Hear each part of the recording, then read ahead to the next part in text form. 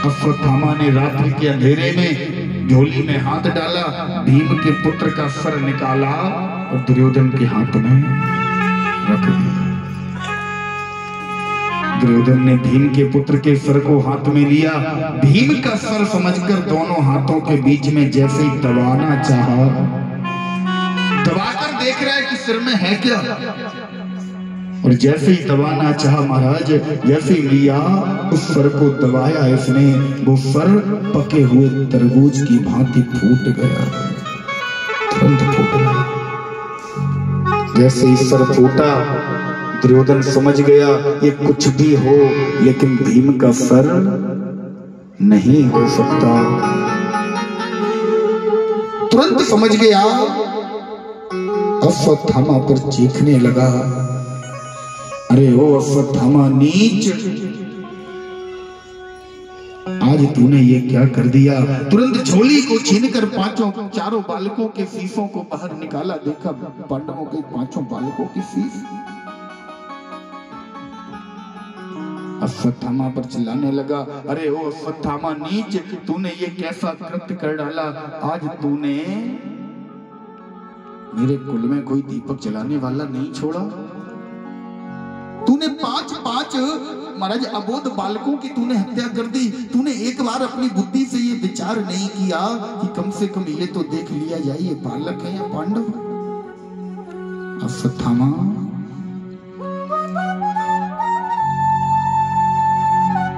तूने आज मेरे कुल में कोई भी ऐसा नहीं छोड़ा जो हमारे बाद पांडु कुल में, हस्तिनापुर के कुल में कोई दीपक जला सके।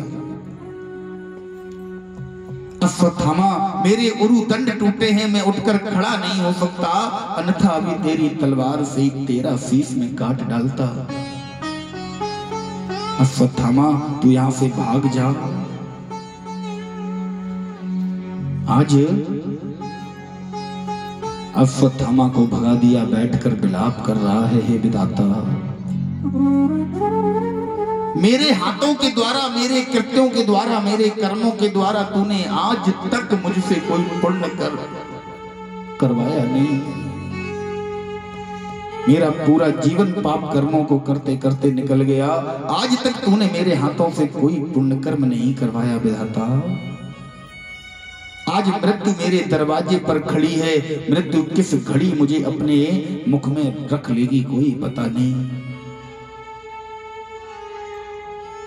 क्या मेरे पाप के घड़े में अभी ये पाप और बाकी था? तो जाते जाते तुमने मुझसे ये इतना बड़ा पाप और करवा दिया, हे माधव। जाते जाते इस दुनिया से एक एक करनी और ले जानी थी। इस बैतरणी की तरणी में एक होनी और गिरानी थी। हे विधाता, हे माधव, उन बालकों की मृत्यु का मैं जिम्मेदार बन बैठा, जो बालक जिस समय में मैं युद्ध के मैदान से थककर, युद्ध के मैदान से थका हुआ जब मैं अपने शिविर की तरफ जाता था, पांडवों के शिविर बीच में मिलते थे। ये 5 बालक बाहर खेल रहे होते थे, जैसे ही मुझे देखते थे काका काका, चाचा चाचा करते हुए दौड़कर मेरे पास आते थे, मेरे रथ पर चढ़ जाते थे। इन बालकों के साथ थोड़ी देर खेलकर क्रीड़ा करके मैं अपनी थकान मिटा लेता था। ऐसे सुंदर बालकों की हत्या का पाप तूने मेरे सिर पर दे दिया, हे विधाता। दुर्योधन को श्राप लगा हुआ था कि जिस समय इसकी मृत्यु होगी, ये ना तो प्रसन्न होगा ना दुखी होगा। दोनों अवस्थाएं इसके सामने होंगी, दुख भी होगा, प्रसन्नता भी होगी। आज ऐसी अवस्था में दुर्योधन आ पहुंचा, समझ गया मेरा समय निकट है। इधर जैसे ही श्याम सुंदर माधव नटवर नागर कृष्ण कन्हैया लाल ने देखा कि जो लीला होनी थी वो हो गई, पांडवों को लेकर शिविर की तरफ चले। सुबह हुआ, द्रौपदी मैया रोजाना क्या होता था कि बालक जागकर अपने अपने शिविर से बाहर आ जाते थे, आज कोई बालक बाहर नहीं आया।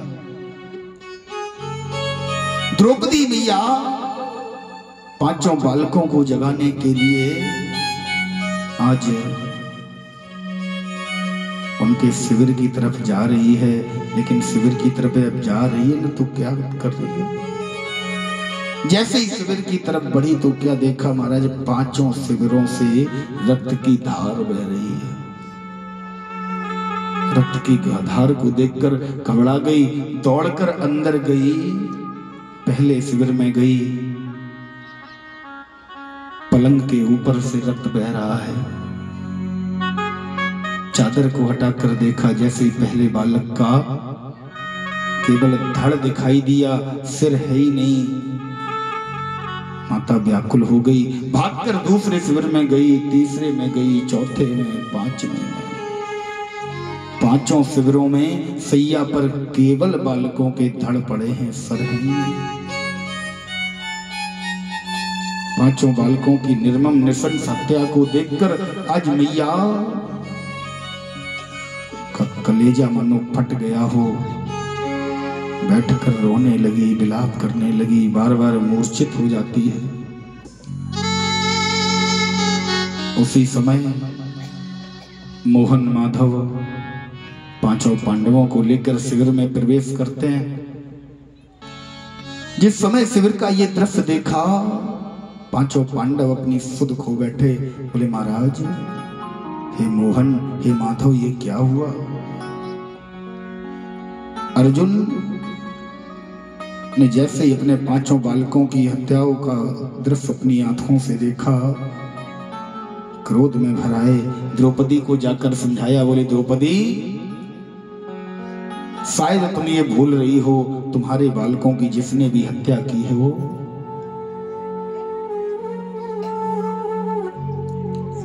उस हत्यारे को आज शाम सूर्यास्त तक मैं अपने हाथों से मृत्युदंड दूंगा, ऐसी मेरी प्रतिज्ञा है। अगर ये प्रतिज्ञा मैं पूरी नहीं कर पाया तो द्रौपदी, मैं तुम्हें अपना मुख नहीं दिखाऊंगा।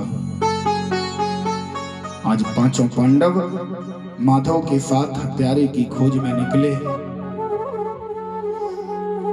दूर से अश्वत्थामा दिखाई दे गया। जैसे अश्वत्थामा ने कन्हैया को देखा, अर्जुन को देखा, अश्वत्थामा भागने लगा। कन्हैया ने अर्जुन से कहा, अर्जुन, ये अश्वत्थामा हमें देखकर भाग क्यों रहा है? इसका तात्पर्य है चोर की दाढ़ी में तिनका। तुरंत अश्वत्थामा को पकड़ लिया, अश्वत्थामा को लेकर आए, द्रौपदी के सामने खड़ा कर दिया। अर्जुन ने द्रौपदी से कहा, द्रौपदी, द्रौपदी मुझे जल्दी बतला, क्यों कर तेरा दिल भर डालूं। द्रौपदी, तेरे 5 पुत्रों की हत्या हुई है, हत्यारा तेरे सामने खड़ा है। मैंने प्रतिज्ञा की है, जब तक हत्यारे को मृत्युदंड नहीं दे दूंगा तब तक तुझे अपना मुख नहीं दिखाऊंगा। द्रौपदी, मेरा रक्त उबाल कर रहा है, मेरा रक्त इस हत्यारे को मृत्युदंड देने के लिए तत्पर हो रहा है। द्रौपदी, द्रौपदी मुझे जल्दी बतला, क्यों कर तेरा दिल भर डालूं। खींच लूं खाल सारे तन की, या टुकड़े टुकड़े कर डालूं। खींच लूं खाल,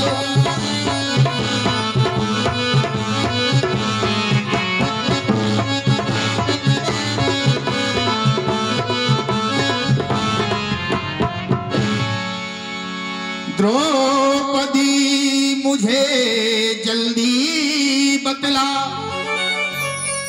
क्यों कर तेरा दिल भर डालूं,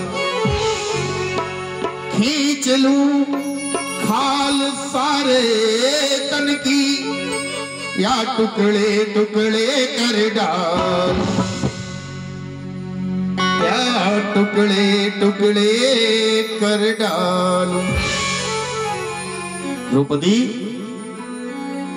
अब यहां पर एक विचार करना मैया, आज के समय में अगर आज की मैया होती जिसके 5-5 पुत्र मारे जाते, 5 पुत्र तो छोड़ो, अगर कोई बालक को जरा सा कुछ कह भी दे और बालक घर पे आके बता दे तो महाराज आज के समय में आज की मैया लाठी लेकर खुद तैयार है। हमारे लाला से कहा कैसे, एक द्रौपदी है, द्रौपदी के सामने जिस समय अश्वत्थामा को खड़ा किया गया, विचार करना, आज की माता होती तो अर्जुन बाद में कुछ कहते, आज की माता तुरंत रिवॉल्वर निकालती, सामने तुरंत हत्यारे के अंदर 6 की 6 उतार देती, बोलो राधे राधे। आज द्रौपदी के सामने जिस समय अश्वत्थामा को खड़ा किया गया, अर्जुन ने पूछा, द्रौपदी आज मुझे बताओ तुम्हारे बालकों के हत्यारे के साथ अब किया जाए। द्रौपदी ने जैसे अश्वत्थामा की तरफ देखा, अर्जुन से पता है क्या कहा, अरे अर्जुन स्वामी,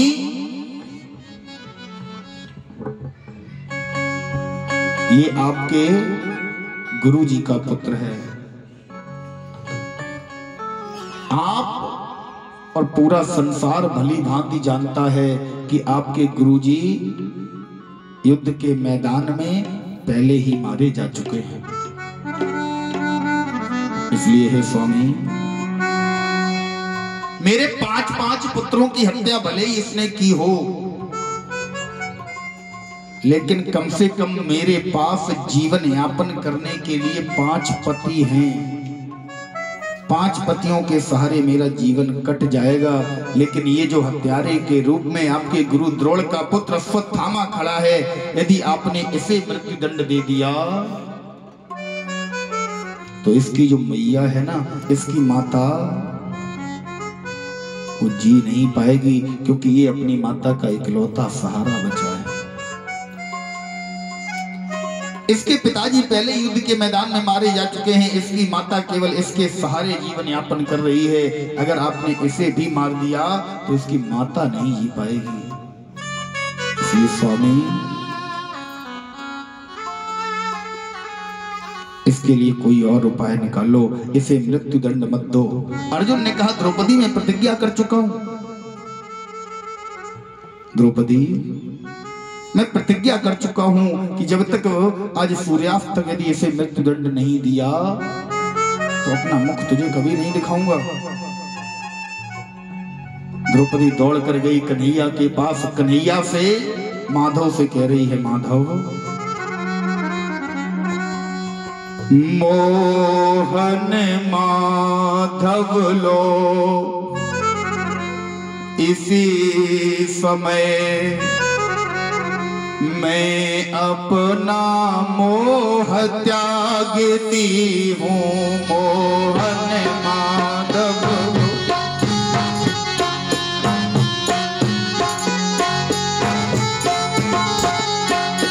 मोहन माधव लो इसी समय मैं अपना मोह त्यागती हूँ।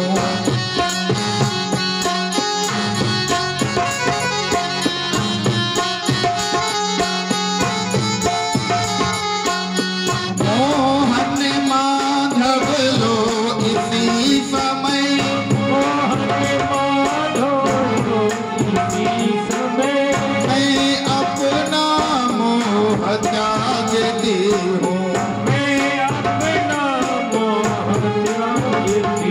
हूँ।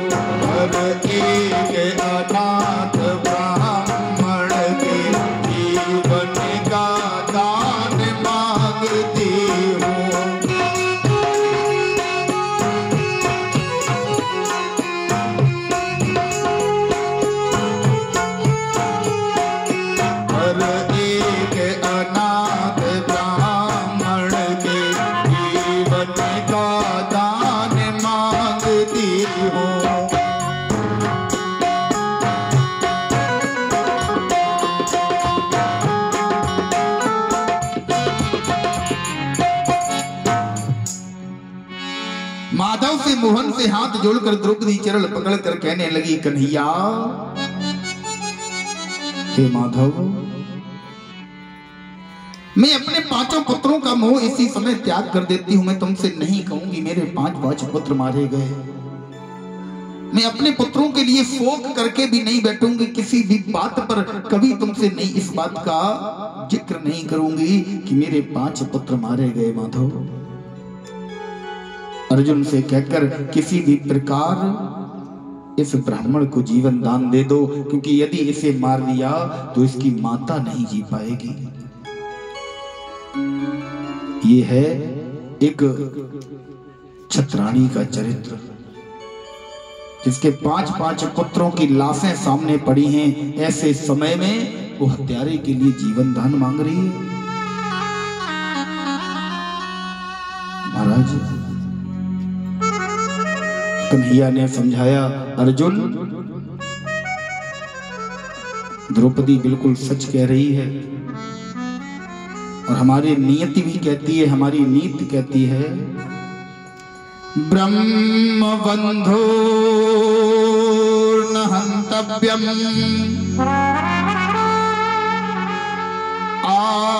आताताई वदारहण। ये अर्जुन, ब्रह्म बंधुर न हंतव्यम, बोले ब्राह्मण कितना भी पतित क्यों ना हो जाए, मृत्यु दंड के लिए कभी योग्य नहीं है, उसे मृत्यु दंड नहीं दिया जा सकता। और आताताई, आतंकवादी कोई भी हो, आताताई कोई भी हो, स्त्रियों पर अत्याचार करने वाला, ब्राह्मणों पर अत्याचार करने वाला, छोटे छोटे बालकों पर, महाराज बेजुबानों पर अत्याचार करने वाला कोई भी हो, उसे कभी छोड़ना नहीं चाहिए। अर्जुन ने कहा, कन्हैया फिर से तुमने मुझे एक धर्म संकट में डाल दिया। ये ब्राह्मण भी है और आताताई भी है, क्या करना चाहिए? माधव कहता है, अर्जुन, मारना है गर किसी को तो मार दो एहसान से, क्या भला होगा तुम्हारा जो मार दोगे जान से। बख्श दोगे जान इसकी तो मर जाएगा एहसान से, क्या भला होगा तुम्हारा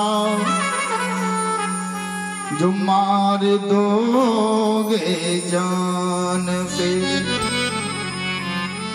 अर्जुन, यदि तुम्हें किसे मारनी है तो जरूरी नहीं है कि इसके प्राणों को इसे प्राण दंड ही दिया जाए। अगर इसे मारना है तो किसी एहसान के तले दबा कर मारो, अपमान करके मारो। महाराज, आज अर्जुन ने अपने बाण की नोक से इसके माथे पर एक मणि थी, उस मणि को निकाल लिया और इसे छोड़ दिया। लेकिन अश्वत्थामा नीच है और नीच व्यक्ति को जो सहारा देता है, नीच व्यक्ति उस पर ही पहले घात करता है। नीच व्यक्ति को जो थोड़ा सा बढ़ावा देगा, थोड़ा सा जो सहायता करेगा, जो उसे बढ़ाएगा, वो उसी पर पहले घात करेगा। एक बार बड़ा सुंदर दृष्टांत आता है। एक व्यक्ति ने एक अजगर पाला, अजगर सांप। अजगर को पालकर वो अपने घर में ले आया। इतना प्रेम अजगर से करता है कि महाराज साथ में भोजन कराता है, साथ में लेटाता है, साथ में सुलाता है। लोगों ने समझाया, बोली अजगर है, सांप है, ये अपनी प्रवृत्ति नहीं छोड़ेगा, ये नीच है। लेकिन वो नहीं माना, बोले नहीं महाराज, हम तो सांप के साथ ही रहेंगे। अजगर धीरे धीरे धीरे धीरे बड़ा होने लगा। जब अजगर बड़ा हुआ तो एक दिन की बात है, अजगर ने खाना पीना बंद कर दिया। भोजन नहीं कर रहा है। 2 दिन हो गए, 4 दिन हो गए, 6 दिन हो गए, 1 महीना हो गया, अजगर भोजन नहीं कर रहा। ये व्यक्ति बड़ा परेशान, बोले महाराज अजगर मेरा भोजन नहीं कर रहा। इसकी एक आदत थी, जिस चारपाई पर, जिस पलंग पर ये लेटता था, उसी पलंग पर ठीक अपने बराबर में अजगर को लिटाता था। एक दिक्कत तो ये थी कि अजगर भोजन नहीं कर रहा, एक दिक्कत और शुरू हो गई। अजगर जब इसके साथ लेटता था तो अपने शरीर को खींचता था, तानता था, लंबाई बढ़ाता था। ये बहुत परेशान हो गया, डॉक्टर के पास लेकर गया। डॉक्टर ने अजगर के सारे चेकअप करवाए, सारे चेकअप अजगर के करवाए। अंत में इससे डॉक्टर ने कहा, बोले भैया तुम्हारे अजगर को कोई बीमारी नहीं है। बोले फिर? महाराज ये भोजन नहीं करता। बोले भोजन ये इसलिए नहीं कर रहा, ये अपनी भूख बढ़ा रहा है। ये अपनी भूख इतनी बढ़ाएगा कि ढेर सारा भोजन एक साथ कर सके, इसलिए ये भूख बढ़ा रहा है। बोले ये अपना शरीर खींचता है। बोले शरीर खींचकर तुम्हारे शरीर से अपना शरीर नाप रहा है। जिस दिन इसे लगेगा कि ये तुम्हें खा सकता है, अपने पेट में रख लेगा, उसी दिन ये तुम्हें खा जाएगा। और उसी दिन के लिए ये भोजन नहीं कर रहा है, अपनी भूख को बढ़ा रहा है। नीच व्यक्ति कोई भी अपना स्वभाव छोड़ ही नहीं सकता। अश्वत्थामा को छोड़ दिया, अश्वत्थामा चला गया। सारे बैठकर माधव का गुणगान कर रहे थे, सारे बैठकर माधव का गुणगान कर रहे हैं। राधे राधे गोविंदे गोविंदे राधे, राधे राधे गोविंदे गोविंदे राधे, राधे राधे गोविंदे गोविंदे राधे, राधे राधे गोविंदे गोविंदे राधे, गोविंदे राधे गोपाल राधे, गोविंदे राधे गोपाल राधे। एक बार हम बोलेंगे, एक बार आप लोग बोलना, ठीक है? और आवाज हमसे तेज तो रखना माता जी, है? आप लोग मत बोलना, क्योंकि आप लोग रोज बोलते हो। हम यहाँ आए हैं तो आप लोगों से बुलवाने आए हैं, आप लोगों से राधे राधे कहलवाने आए हैं। ये तो रोज हमारे साथ कहते हैं, इनसे कहने से कोई फायदा नहीं है। आप लोग कहो, आप लोग थोड़ा इस जिब्या पर राधे राधे को लाओ, राधे नाम को इस जिब्या पर बिठाओ, ताकि कभी शायद ऐसी कृपा हो जाए कि अंत समय में हमारे मुख से राधे निकल जाए। और अंत समय अगर निकल गया तो सारा जीवन सुलभ हो जाएगा, पूरा जीवन एक नई ज्योति, नए प्रकाश को पा जाएगा। अंत समय अगर निकल गया, सभी लोग बोलेंगे जिसे परमात्मा ने मुख दिया हो, जिसे परमात्मा ने हाथ दिए हो, जिसे परमात्मा ने मुख दिया हो, जिसे परमात्मा ने हाथ दिए हो, बड़े सुंदर भाव से बोलेंगे। राधे राधे गोविंद गोविंद राधे, राधे राधे गोविंद गोविंद राधे, राधे राधे गोविंद गोविंद राधे,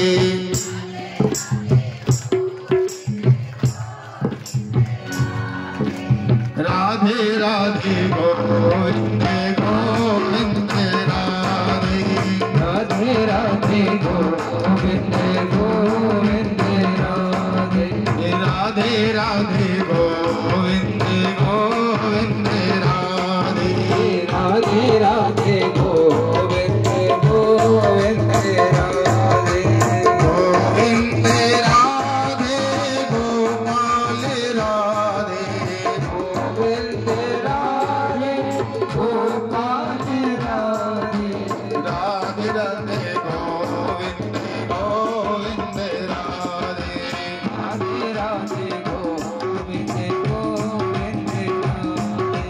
राधे राधे गोविंद गोविंद राधे, राधे राधे गोविंद गोविंद राधे, राधे राधे गोविंद गोविंद राधे, राधे राधे गोविंद गोविंद राधे, राधे राधे गोविंद गोविंद राधे।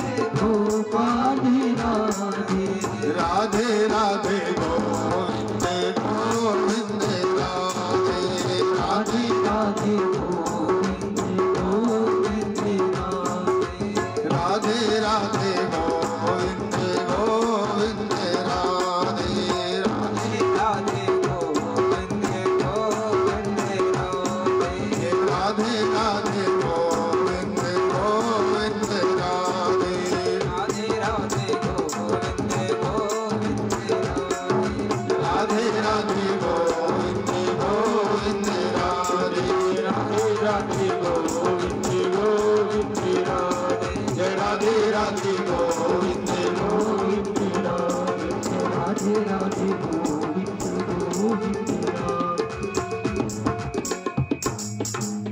बोली राधे रानी सरकार की। हेलो हेलो, इतनी आवाज कम है कि समझो सबसे कम यही आवाज है। क्या करें हम?